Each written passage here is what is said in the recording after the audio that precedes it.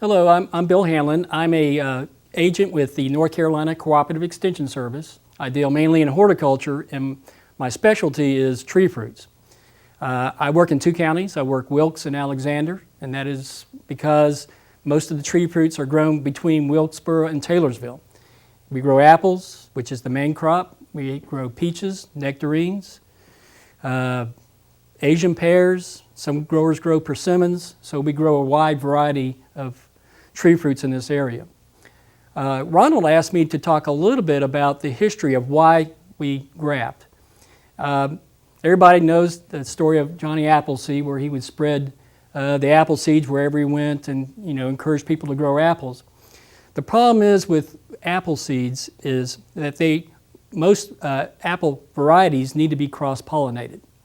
And when you do that, the seeds have some of the genetics of one variety and they have some of the genetics of another variety.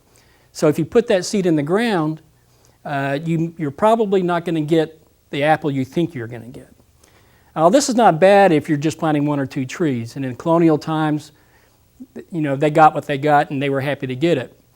But if you're a commercial grower, you need to consider having a solid block of trees with some pollinators in it, because it's much easier to grow. It's much easier to harvest when you have all the apples coming off at one time. So that is the reason why they started grafting many, many, many years ago. And it's been back before colonial times that they have grafted. So what they normally did back then was you'd have a seedling rootstock, and they'd take the variety they want at the top of it, which is called the scion, and they would graft it onto a seedling and do it that way. And that worked well for years and years and years. Well, there are certain problems that developed. We have an insect called woolly apple aphid, which also attacks the root system. So just like the grape industry when they had the grape phylloxera, they needed to develop a root system that was resistant to the woolly apple aphid. And a major breeding program was developed in England, and they developed the IMLA series, or M series. And one of the first ones they developed was M106, which is a rootstock that is resistant to woolly apple aphid. There again, that worked well. M106 is about 80% as tall as a seedling tree. The growers liked it. It was a nice, vigorous rootstock. So that worked well for many, many years. But in the last about 30 or 40 years, there's been an interest in going to smaller and smaller trees, particularly in Europe, where they have very little land mass that's available to agriculture. They wanted to go to smaller trees and fit more trees per acre. So they wanted to try to develop rootstocks that would dwarf the top of the tree, or semi-dwarf. So you have three different categories. You have the full-size trees, or seedlings. You have the semi-dwarfs, which can be from 80 probably down to 50%, maybe a little bit more of a seedling tree as far as height. And then you have the full dwarfs, which are trees that will get somewhere between 8 to 10 feet tall, maybe 12 feet tall when they're tallest. There's a couple advantages of going to a dwarf tree. One of them is you can do most of the work from the ground. You can do the harvesting from the ground. You can do most of the pruning from the ground. So you don't have to climb ladders to get up into the tree to harvest. So that's an advantage. Another advantage is the quick turnaround. A dwarf tree will begin producing within 2 to 3 years after it's planted. So the growers can get the tree in the ground, and the next year they can get a crop, and by the third year they can possibly be in full production. So that's another advantage. Whereas a seedling tree, you're looking at somewhere between 5 to 7 years before it begins producing.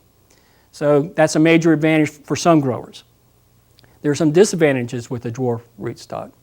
One of them is you put more trees per acre. A full-size tree, you may go 20 feet apart. A dwarf tree, you may go 6 feet apart. There's some places in parts of the world where they're a foot apart. So you're putting more trees per acre, and it's a considerable investment to put that many more trees. You're looking at going from maybe 100 trees per acre. In some instances, they're over 1,000 trees per acre. So it's a sizable investment as far as the number of trees. Another problem with the dwarfing rootstocks is that they are not self-supporting. So you have to either build a trellis system like they do with grapes, or you have to drive a stake next to the tree and that's another added expense that you have to do. So the initial investment can be quite high. Another thing that we recommend at NC State is that you use irrigation. It's not as important on the full-size trees because they have a bigger root system. But on these dwarf varieties, they have a very small, compact root system that can't support the tree, so they need to have water to them. So you can see the initial investment in trees and staking or supporting the tree and irrigation is considerably more than if you go to the more full-size trees. So we see a little bit of both in our area. We see many of the growers still staying with the semi-dwarfs or the full-size trees, and then you see some growers planting some varieties on full dwarfs. So that has been the major emphasis. There are some new rootstocks coming out of Geneva, out of the Cornell breeding program, that are resistant to a disease called fire blight. If you know what fire blight is, it's a bacterial disease that will get in through the blooms. It travels through the trunk, the limbs to the trunk, and if it hits the root system and the root system is susceptible to fire blight, it kills the entire tree. So we do have some varieties like Pink Lady that are very susceptible to fire blight. If you put them on a rootstock like M26, which is very susceptible to fire blight, you can end up losing hundreds of trees. There was a situation in Michigan many years ago where they lost thousands of trees to fire blight. So it's a risk you take with some of these rootstocks. So that's where we're headed now. I think we're kind of in a lull now, although there is a breeding program in the United States that certain universities are participating in. NC State is one of them, and they're always looking at new rootstocks, not only from the United States, but they're looking at Polish rootstocks, Russian rootstocks. Any rootstocks that show promise, they put them in this breeding program, and they try and evaluate them for our needs. So that's pretty much the history.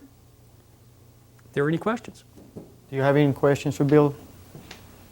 I explained it well, didn't I? And when people go to a nursery catalog, they're not aware of the different rootstock selections they have.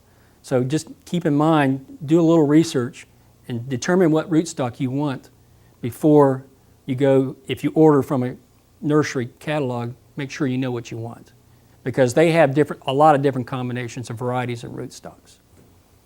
Thank you, Bill. Thank you, Ron.